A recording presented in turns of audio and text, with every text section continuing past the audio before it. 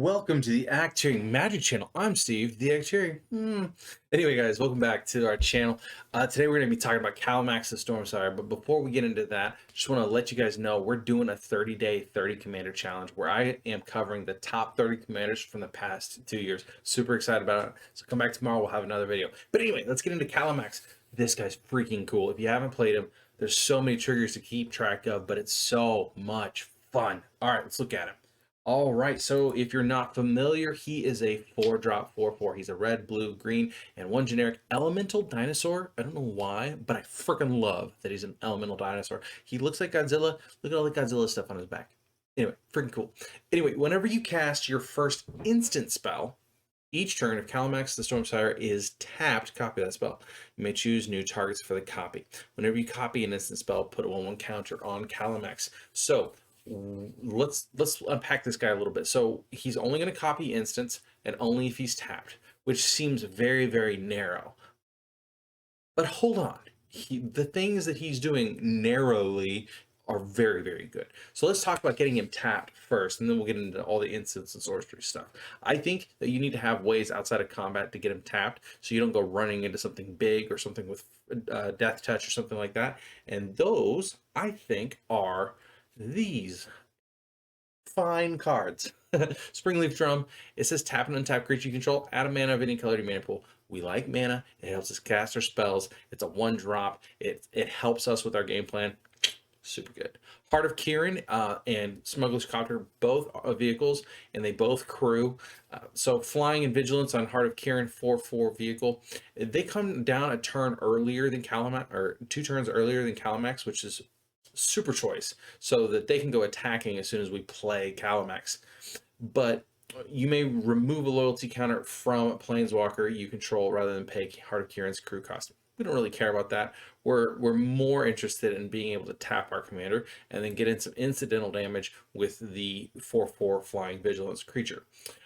Smuggler's Copter, though, is the all-star here. He is a He is a 2-drop as well, 3/3 flying, and he says whenever he attacks or blocks, you may draw a card. If you do, discard a card. So he crews for 1. So we can pay extra. So you have to tap a number of power equal to the crew cost. So really, in essence, we only need a creature with a total power of 1, but we can get away with something that has 4. Not a big deal. We can crew a Smuggler's Copter with a 4-power creature or a 50-power creature. Doesn't matter. So we get a chance to block, draw some cards, discard some cards with Smuggler's Copter or attack, and then we also get a chance to tap our Kalamax at instant speed anytime and then start copying spells on our opponent's turns. Very good. Next up, we have Blink of an Eye and Into the Royal. These cards are functionally identical cards. They both cost a blue and a generic to return target non-land permanent to its owner's hand. And if they're kicked for a blue and a generic, they draw a card. So if you're going to pay 4 mana to return something in their hand and draw a card, now with Kalamax, you're going to pay 4 mana to draw 2 cards and return 2 permanents to their owner's hands, which is super useful, especially in the early parts of the game or whenever the combat starts happening. Removing their key attackers or their key blockers is so unbelievably impactful. You'll be surprised how many times you're just like, thank you, blink of an eye. Repulse. It says return target creature to its owner's hand, draw a card. This costs 1 less, but it's only a creature, and it is a 3-drop, so it's kind of a little bit more, it's a lot more limited, but I still like Repulse. I think it's a very good card in this deck. Next up on our list is number 6. Okay, these are all instants that do something land-based. So Sprouting Vines, I think, is the weakest of these, but it's still very good. It says 1 green, 2 generic. It says search your library for a basic land card, reveal that card, and put it into your hand. That's why I think it's limited. Then shuffle your library. But it has Storm. Whenever you cast a spell, copy it for each spell cast before this. So with Kalamax, he's going to copy those instants. So he's going to copy our Sprouting Vines. So each one of those is going to be like, the copy isn't going to storm off. The original is, and I point that out because the storm trigger only happens whenever you cast the card, and putting a copy onto the stack doesn't count as casting it. So just bear in mind that is a nuance, but it's very important. Harrow is a 1 green 2 generic. It says that as an additional cost to cast this spell, sacrifice a land. Search your library for 2 land cards, put them in the battlefield, then shuffle your library. They don't come into play tapped, which is very important. But the interesting part here is the additional cost. Once you've copied a spell, it no longer has a requirement to sack a land. So you play Harrow with your Kalamax in play, and you're just going to go sacrifice 1 land and get 4 from your library, put them into play, and be able to tap immediately. So good with basics. Awesome with basics. Then crop rotation is 1 green. It is an additional cost, sacrifice a land. Again, if we're copying it with Kalamax, we don't have to sack another land. It says search your library for a land card, put that card onto the battlefield, then shuffle your library. This is any land card. This is what we're going to use to get our utility lands out of our library. Okay, very cool. I love these instants. Number 5. Okay, so these all kind of do the same thing, but from different angles. So Twinning Staff is a 3-drop artifact. If you would copy a spell one or more times instead copy it, and that many times plus an additional time, you may choose new targets for the additional copy. This is a really, really great card, especially if you're building Kalamax from the ground up. I'm not sure if it's included in the pre-con, but it's still a very good card. It has 7. Tap it, copy target instant or sorcery spell you control. You may choose new targets for the copy. An interesting note here is whenever you tap Twinning Staff to copy a spell, it's going to copy it a second time with its triggered ability at the top. Awesome. Double Vision is a 5-drop. Whenever you cast your first instant or sorcery spell each turn, so even on an opponent's turn, copy that spell. You may choose new targets for the copy. Seems good to me. Swarm Intelligence, it's a very expensive card, but we have a lot of mana ramp in this deck. It's a blue, it's 6 generic. It says whenever you cast an instant or sorcery spell, you may copy that spell. You may choose new targets for the copy. Great. Sounds good. All right, so number 4 on our list, again, bunch of cards that do a lot of the similar things. Reverberate is a double red. Copy target instant or sorcery spell. You may choose new targets. That's even opponent's stuff. So if we happen to get stuck on our mana base and we want to copy a Cultivate, or we want to copy a counter spell or something like that, Reverberate has a lot of uses. Copying like any kind of spot removal, all that stuff, very good. There's so many targets for Reverberate and Twin Cast, which is basically the exact same spell, except for it's in blue. Narset's Reversal is a double blue. It says copy target instant or sorcery spell, then return it to its owner's hand. You may choose new targets for the copy. So this is more useful on somebody else's spell, I feel. And so you're putting their spell back in their hand, which is not countered, but it's back in their hand and no longer resolving. And then you're going to get to resolve your copy. So very cool in a counter war. It's just a good.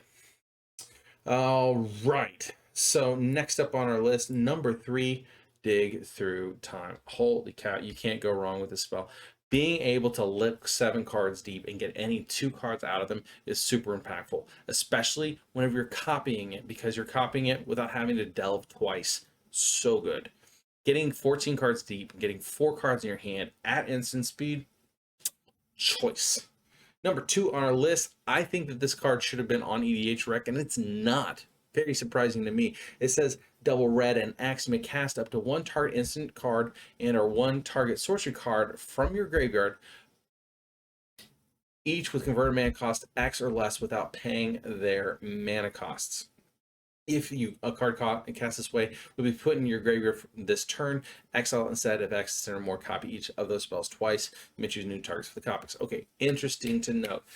Finale of Promise will not be copied with Kalamax. However, if you use Finale of Promise to cast an instant from your graveyard, that instant has been cast and checks with Kalamax if he's tapped and will get another copy. The sorcery that you're casting with Finale of Promise isn't, but I think this is a super utility card. You're getting so much value out of it. You're getting basically 2 instants of the same instance and a sorcery.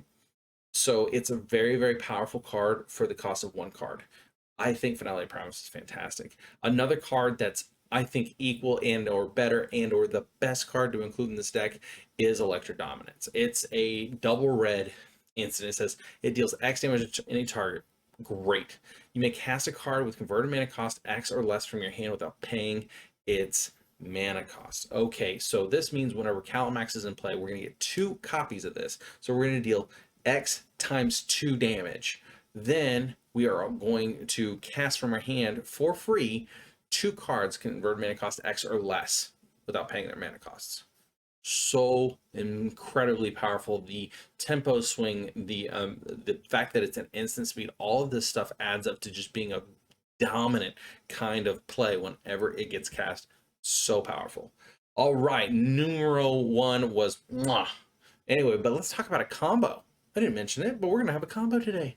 Okay, so Narset's Reversal and Twinning Staff. We talked about both these cards, but since we're copying instants and sorceries with Narset's Reversal and then bouncing one to our hand, Twinning Staff looks at those copies and says, it's interesting you made a copy.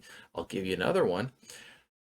Well, this requires a total of 9 mana, 2 for the Narset's Reversal, and then 7 for the activated ability here at the bottom of Twinning Staff. What this is going to end up giving us is we're going to basically cast Narset's Reversal, copy Narset's Reversal. The copy is going to bounce Narset's Reversal. Tracking so far? Then the since we're copying a spell, that new copy comes onto the stack and targets. Oh my goodness, this is such a hot and complex. And then it targets another copy of Twinning Staff, and you basically get infinite copies of Narset's Reversal going off, which means infinite Magecraft triggers. Go look up the combo. It's very cool, but so get a little bit clearer explanation, I recommend you go look it up. Anyway, and then we're going to get that infinite Magecraft triggers, and that's going to give us an infinite copies of Dika's Fractal Theorist, where we get a bunch of these Magecraft triggers. These Magecraft triggers also work on copies of instants or sorceries. So we're going to get infinite fractals, which are going to be infinite 2/2s, and we're just going to beat the crap out of them. And supposing this can be done at instant speed on somebody else's turn. Anyway, super dumb. I really like it. Anyway, guys, thank you so much for coming out. And dolls, thank you so much. Please like, share, comment, and subscribe. I'll see you tomorrow with another video. Deuces. Stupid button.